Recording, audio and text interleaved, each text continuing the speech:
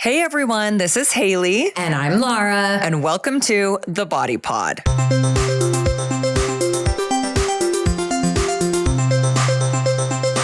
Today on The Body Pod, we have Dr. Kimberly Mallett, who happens to be not only a clinical psychologist, but also a good friend of mine. Dr. Mallett received her PhD in clinical psychology from the University of Washington in Seattle and completed her APA-approved internship at Harborview Medical Center in Seattle, Washington.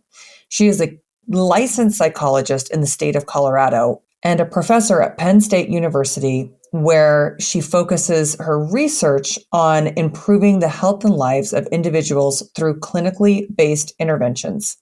In addition to working with individuals dealing with a variety of issues, such as depression, anxiety, adjustment to difficult life events, etc., she has specialized expertise in the treatment of alcohol and substance-related problems and coping with chronic health problems. So we are here to talk all things women and alcohol. Let's dive in. Welcome to The Body Pod. Dr. Kimberly Mallett is joining us to talk about all things females and alcohol. Yes. Dun, dun, dun. You can tell I'm the life of the party when I go to things, right? Is this the buzzkill episode where everyone's like, wah, wah, okay. Yeah, that's what happens. I show up at a party. Are people sitting next to you like, well, I did want another glass, but I guess I'll hold off. Sometimes I am that person on the plane that has to be really careful about what I say I do to the person next to me when they ask. I bet. Yeah. I didn't even think about that. Well, let's start with this quote. Yeah. To alcohol, the cause of and solution to all of life's problems. Homer J. Simpson. Yeah. I am a massive Simpsons fan. So this is like, that says it all. Right there. It's full circle, right? Full circle. We start off, and I think it really represents how alcohol functions for so many people. We start off as younger adults or even teens and experiment. It's a social facilitator. It makes us think that we're being, it lowers inhibition. So we can talk to people more easily. We're more fun. And then over time, we start to use it to cope with things if we go down that road, and that's going to lead to a lot more problems. But we see that in younger populations too, and that is a huge indicator of risk for future problems. If we see younger people using alcohol to cope with stress, to unwind, to relax, and it starts a pattern that really sets us up for potential AUDs in the future. And AUD means alcohol use disorder. So. And this is like this is your specialty. Yes. So I live two worlds. So I'm a clinical psychologist and I'm a research professor.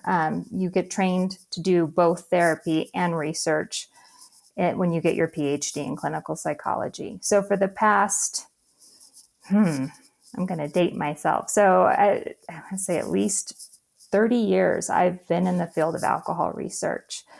And when I first decided to go into this world, what drew me to this area is how much of an impact alcohol makes on our society, both at an individual level, the people who care about individuals who struggle with alcohol, and then society as a whole. And when we think about drunk driving accidents, health, we had just physical violence.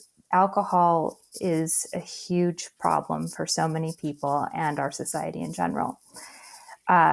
So based on that, I wanted to be in health in some way, and that is really what stood out to me. And so I started as an undergraduate and went into graduate school, and ever since I have actually gone into more prevention work, because after learning about all of this, my research focuses on how can we prevent people from having these problems in the first place? Because once you get them, you're dealing with them for the rest of your life. Mm-hmm. So if we can prevent them, that's even better. In my clinical practice, I do deal with treatment of these issues. So I deal with working with people to try to help them get to a place where they can get their life back. And so I see it full circle. I see it from the beginning, and I see it from the treatment end as well. Well, let's just dive right in to the Surgeon General's warning that just came out a few days ago. How timely that the direct link between alcohol and cancer. Let's just start there. Yeah. So alcohol is the third leading cause of cancer. It's right behind tobacco and obesity. And this is not new. This has been that way for a long time. It's not like some new research came out and everyone's floored. It just never really translated to the public. So I think we're very well aware of the risk of tobacco. Smoking causes lung cancer. We've known that for decades now. But alcohol, we just have a very different relationship to it. I think what's startling about these findings is that people think alcohol, of course, is problematic when you use an excess of it, when you use too much. So we think about it around liver disease. And we know it's not good for our cardiovascular system. All these other things are affected by it. But even lower amounts of alcohol increase our risk for cancer. And that's what I think people really need to pay attention to, is no amount of alcohol is deemed safe. Buzz kill. Right? I know. I'm like, it's terrible. I have to tell you, I was just telling Laura this before you jumped on. So I was down in November at a conference, a women's health conference with Dr. Vonda Wright. And all of these leaders in the menopause space were there. And this came up multiple times in multiple speakers, in what they were addressing. Mm-hmm. And I was telling Laura, this was the first time in my life where I went to this kind of sit down, very intimate, private dinner, and they served mocktails. Mm-hmm. Like there wasn't alcohol anywhere. And I just it's just like, you're so used to just seeing it at any event. I remember when we moved here and Steve was working for, an advertising agency here. And even like the kids' Halloween party, and they would do all these like kids, bring your kids to work day. And they would have all these massive parties for the kids, just fun stuff. Mm-hmm. But then there was just alcohol for the adults during the day. And I was like, but this is the Halloween kid party. And you guys are at work. Well, I mean, it's like, has it gotten out of control? I mean, it's just, those are a few things that I've noticed just with my limited experience, I would say. Yeah. And that is really what we have to remember, is there is a huge behavioral component with alcohol use, and we associate it with so many social events, and celebratory is a huge piece of it. Going out to dinner, being in a restaurant. I mean, there's a lot of societal pressure when we get together to drink alcohol. And that's why it's, I think, really hard to wrap our heads around. How is this so bad for us? What is this doing to our body? And now I am going to caveat this and say, I'm not going to tell people to be abstinent.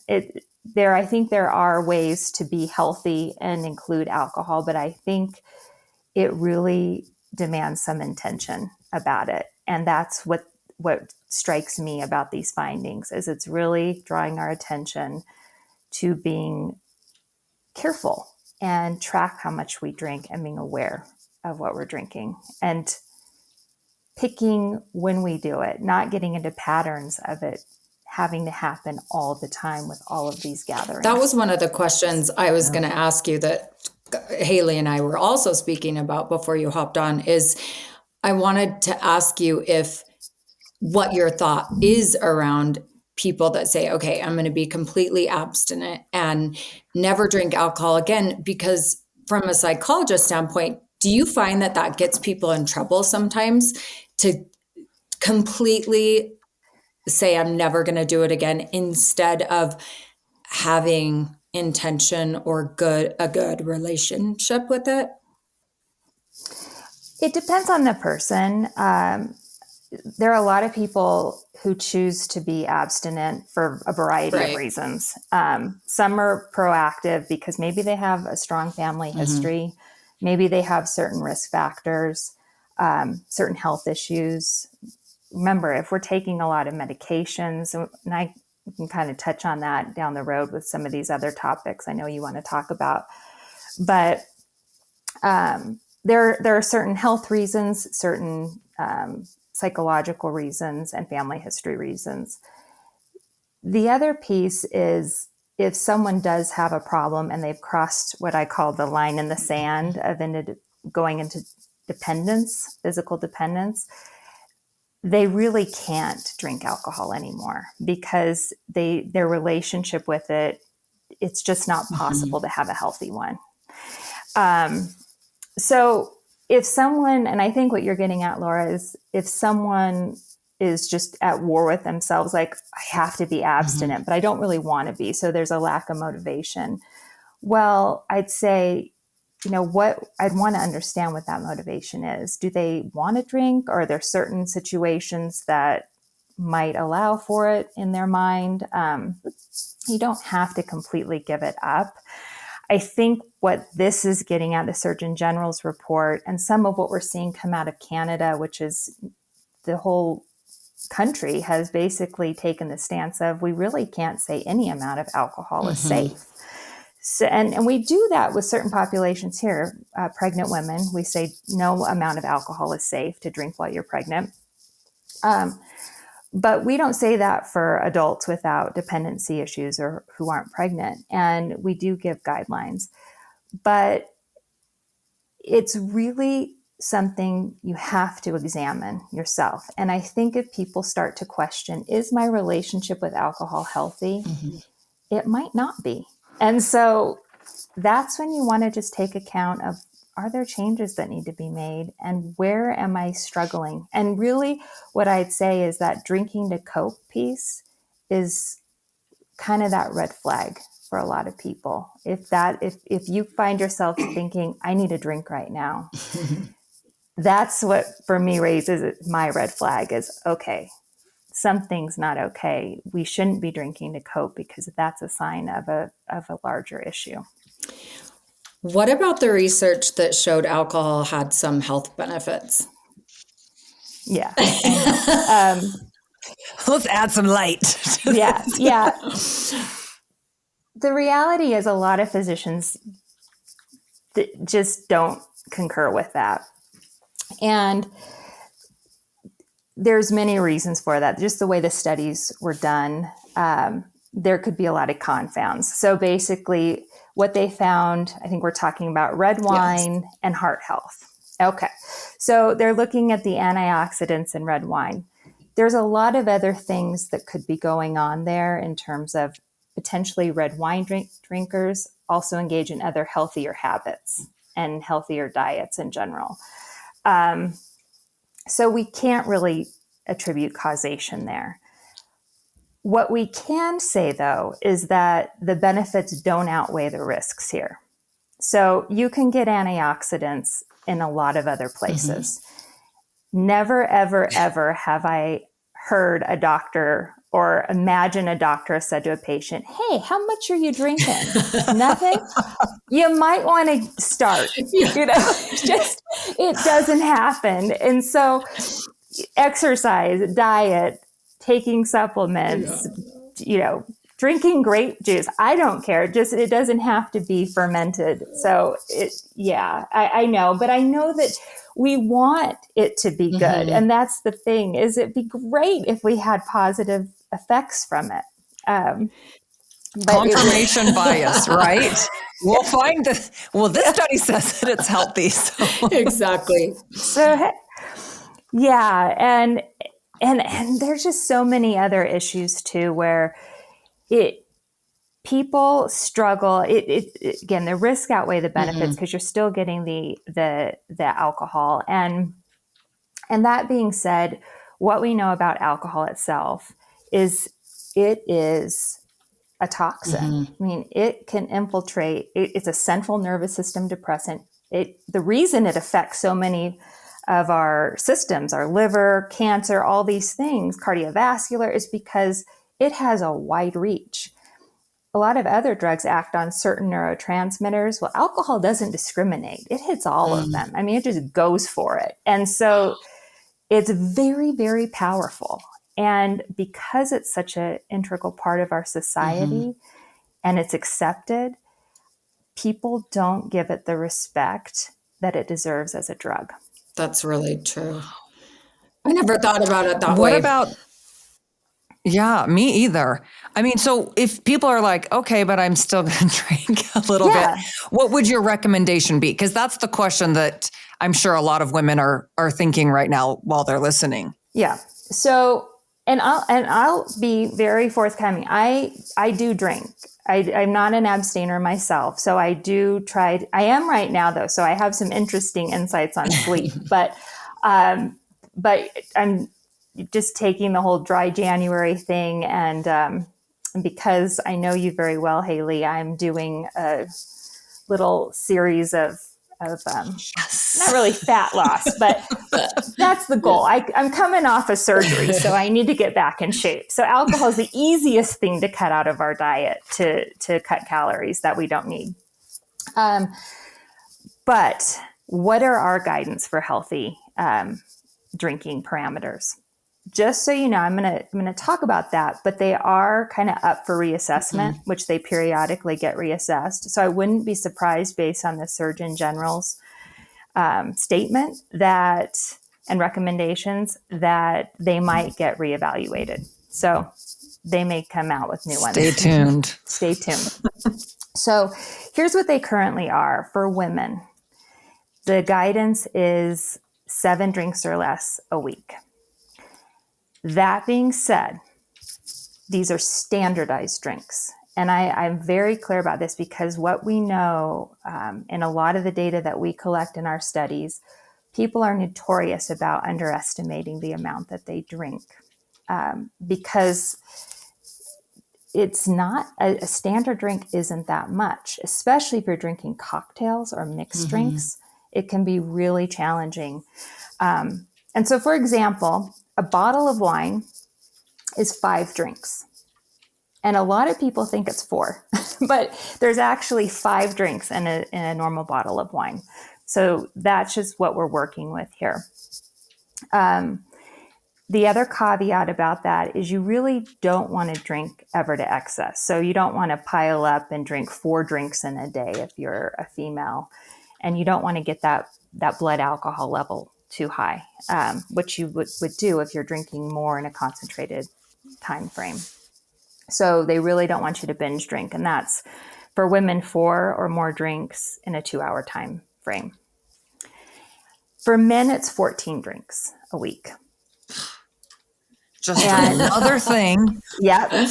And there are a lot of physiological reasons why this is the case. But so that's the parameter that we're working with. So if you think about it, if you're drinking a glass of wine a night, that's it, right? That's 1 drink a day. And if you want to have a couple drinks on the weekend, so you kind of start to have to be strategic. You want to stay within these guidelines about when you drink. So certain things I think are helpful are not drinking every single day, taking breaks in the week of where you just don't drink anything. But again, don't load up and save for the weekend because we don't want to see people getting that blood alcohol concentration too high in their going to Vegas for a girls' weekend. This is so fascinating. So we just talked to Kristen Holmes. I saw her and met her for the first time at a conference, and she's actually coming on my Fat Loss Happens course. And she talked all about the gender differences with alcohol. So just another thing, can you just review some of those differences between men and women? Yeah.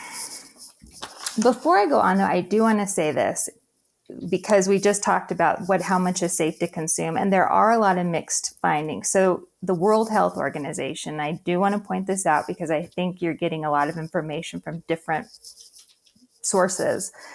They're taking the stance, again, like Canada did, that there is no safe amount, and they're actually labeling alcohol as a carcinogen in the same category as tobacco, radiation, and asbestos. Do they put the like cross with the skull on it?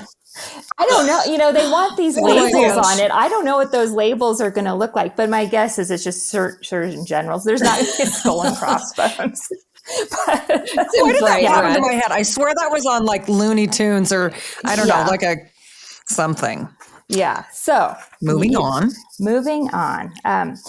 Also, as a resource, though, we just talked about drink sizes. This is a complicated topic. And so I think there is a great resource if people are interested. It's a website that National Institute of Alcohol Abuse and Alcoholism puts out called Rethinking Drinking. So it's by NIAAA. And they have a lot of great resources about how to just compute your own BAC, what a standard drink size is, some of these guidelines about healthy drinking. So it's, I think, a helpful resource. All right, men and women. So why is it that women get the short end of the stick here? And biology is really a big factor. So when we calculate blood alcohol concentration, so when I say blood alcohol concentration, a lot of people associate that with our legal limit to drive, right? It's 0.08. And that's what we're talking about. So we take into account four things. We take in the amount of alcohol you've consumed, how long you've taken to consume it, and your gender. And why am I forgetting? I'm forgetting one of the things, but it's gender. Perimenopause. Yeah, I know. It's the fact that my dog had me up half the night sick. So yeah, not fun. Or that.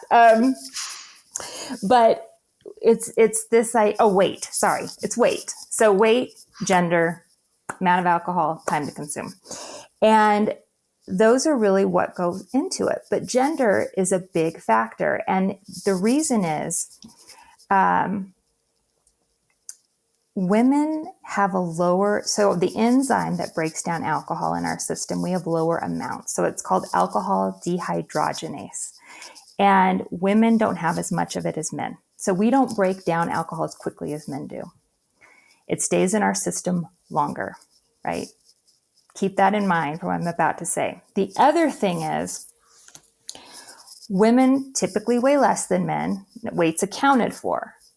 But women have higher rates of body fat and lower rates of alcohol or water. And alcohol is water soluble. So in our system, think about like dilution. Men do that better than women. So it's more concentrated in women's systems.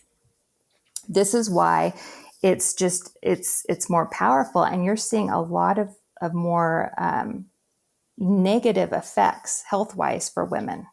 So even if a male and female weigh the same amount, a woman is not going to process alcohol as quickly as a man. She's going to have a higher BAC and be more intoxicated if she drinks the same amount. I've got some beef if I make it to the pearly gates one day. So frustrating. Yeah. The really big issue is there used to be a huge gender gap between males and females in the amount of alcohol they consumed, especially in younger populations. So we would see that males would drink a lot more than females. What's happening and what we're seeing in our own data is this is narrowing dramatically. So women are keeping up more. And that's a big deal because you're seeing and hearing about all these health risks. And that is that's going to play the long game, but they're also experiencing a lot of acute consequences. So blackouts, sexual assaults, all of these acute, terrible consequences because they're drinking heavily. Is this in a certain And so, age range? That's what I college. was assuming, but I just wanted to make sure. Okay. Yeah. Yeah. So these gender gaps are narrowing in certain populations, even in some older populations as well. So you start to think about, as we age, women are typically in that, later 20s, 30s, even 40s, dealing with kids. They got a lot going on. But then kids grow up and then they have more time. And we'll talk about more of those other things that can lead to drinking. But drinking starts to make a little bit more of a comeback again. So those gender gaps start to narrow. Okay, speaking of that, how does aging and menopause affect alcohol use and problems in women? So you're going to love this. I know, I'm already mad. Throw it on. Throw it at us. Well, first, and this is going to probably be a broken record, seeing as you talk a lot about women's health. Guess what? The research needs to catch up. Traditionally, a lot more research has been done on men because alcohol use disorder has been more prevalent in men. But what we're starting to see is that, especially in North America and some European countries, women make up 40% of substance abuse addiction type of behaviors. And so it used to be predominantly men, whereas women, again, are catching up. So these things start to present more in this age group. So remember, chronic issues often take a long time to evolve. They're a pattern of behavior over time. And when they start getting diagnosed, or when they start creating a lot of noticeable problems and people start addressing them, is around 55, 60 in some studies. Oh, wow. That surprises me. That's late. Doesn't mean that's always the case, but they're happening at all age groups. But we're also seeing younger people present with a lot of AUD issues that they're not maturing out of. So a lot of college students have abusive drinking patterns, which is considered an AUD, but they mature out. They don't progress to dependency.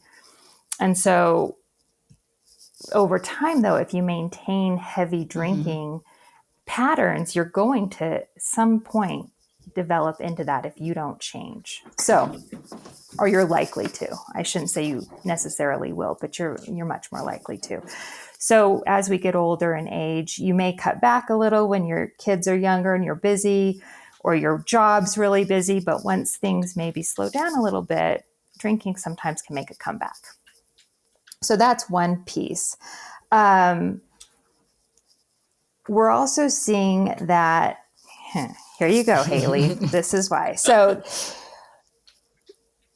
take a woman that's, say, menopausal, compared to a younger woman, all things being equal, weight, amount of alcohol consumed.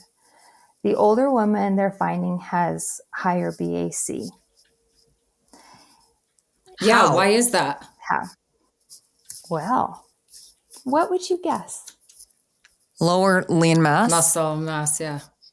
That's a big theory. We lose muscle mass, gain body fat. Remember, body fat puts us at a disadvantage for alcohol processing. The other thing to remember here is, as we age, our liver doesn't work as well. This is fascinating. Yeah. So our liver doesn't process alcohol. It's everything slower. And we start taking more medications as we age. So now you've got this potential of having interaction effects with drugs, or competition for the liver to process it. Because a lot of medication we take is processed through the liver. I didn't even think about that. Yeah. So this is why you may have heard of this. You don't want to take Tylenol or acetaminophen if you've been drinking a lot. do not take both of those together, because it puts it's hard on Oh, your this liver. is bad news for me.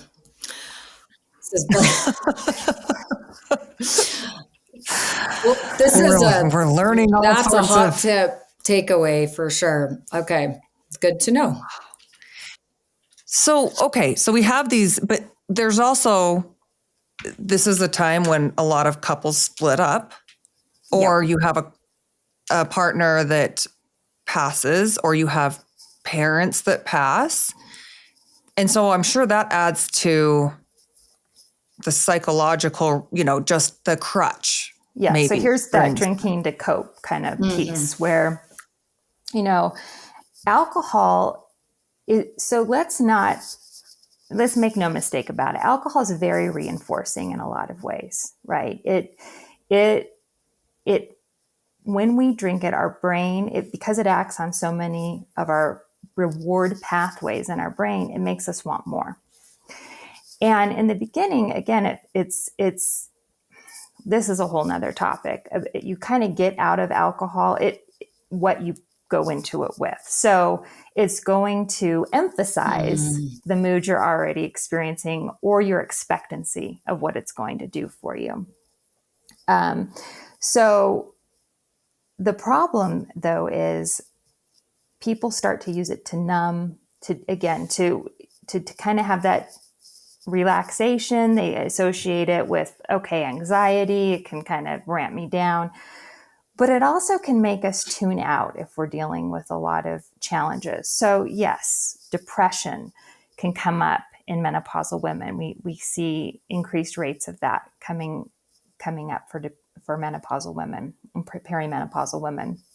And so if we're trying to manage our mood with alcohol or feel better, because it used to make us feel better, right? When we go out and have fun or go to a party, it's not going to do that if you enter drinking feeling down, because alcohol is a depressant. So it's going to make you feel more depressed. The clubs and bars are hating this trend. Yeah. I have to say, though, there's also this social aspect, which you've kind of touched on, but I just this memory just popped up of the first time that Steve and I went on a cruise before we had children. And it was Carnival Cruise Line, which I think is known for the party cruise line. We didn't know. And we weren't drinking. But we get on this ship, and the whole time from sun up, 8:00, party, playing the music. I mean, it's almost like these all-inclusive events. Nobody knows how to not include it. You go to an all-inclusive, and that's what people love about it. You got to get your money's worth. Yeah. Right? Yeah. So they're taking that. But though, all of this, it's interesting to see if we pulled it all away. Tomorrow it was all gone. It would be such a hard transition for companies and the parties and just that we've had it in everyone's social gatherings, really. I mean, the majority of them for anything. Yeah. So I think what you described earlier is this idea of giving people alternatives, the mocktails. So when I'm working with someone who is making that conscious choice to stop drinking, that's a big thing that comes up, especially if they're in a professional world that involves a lot of networking and events. And now they don't drink anymore because, and again, they don't really want to say to people why, because if they feel they have a problem with alcohol and they're trying to stop drinking, you don't want to pull that into work and announce it. And people are, if you've been a drinker, it's hard to make that transition to not being a drinker without feeling some pressure. People are kind of here, have one, or they know what you're drinking. So it's nice to be able to have something that you can have that's non-alcoholic that looks like it is. So you just don't even have to deal with it, engage in a conversation about it, or answer questions that make you uncomfortable. So, people will often do that and say they'll just go get a club soda with lime, so it looks like they have a cocktail and it's not. Well, I have to give props to Liquid Death, Steve, if I keep referring to Steve, that's my husband, his friend started Liquid Death. And it was just a marketing of like, everyone's targeting bottled water to the, yoga moms. And he was like, there's all of like this whole population of men specifically that have stopped drinking, but they're at a bar and they want to, have something. Yeah. So genius idea. I should have invested more in that. I know it is. I think that's one positive thing about the awareness around alcohol and how many things have changed with not only mocktails, but the canned drinks there's so many different options now in restaurants, in clubs, in these social settings. And I think it does help people that whether or not they have AUD, it assists them to better facilitate reaching their goal, whether it be to not drink as much or to not drink at all. Exactly. And there just may be some nights where, one, you don't want to. Two, you're driving and you're wanting to not consume alcohol because of that. Maybe you're on some medication or something isn't going to be good to mix, or you're recovering from some procedure, medical procedure, or you're dieting. If you're wanting to lose weight, alcohol is not going to help you. Not your friend, ladies. It's not your friend. It is empty calories. It's sugar, basically. So it's not your friend. So having these alternatives, I think, is helpful. And I do think now that people are a little bit more respectful. Even these dry January kind of phenomena have been helpful, because I think it gives people that ability to say, I'm just taking a break right now. And that's okay. This is or so I'm training for fascinating. something. It's okay to, but if this is something that's important to you, I always encourage people to kind of figure out what you want to say and just have it filed away, so you don't have to give it much thought or worry about it. Kim, thank you so much. I think we're going to wrap this up. I know we're out of time here, but we have part 2 that will be coming, and I can't wait for the conversation because Laura and I have a million more questions. But thank you so much for joining us today, and we will be back with part 2. Thanks for listening. If you enjoyed this episode, please consider giving us a 5-star review and sharing the Body Pod with your friends. Until next time.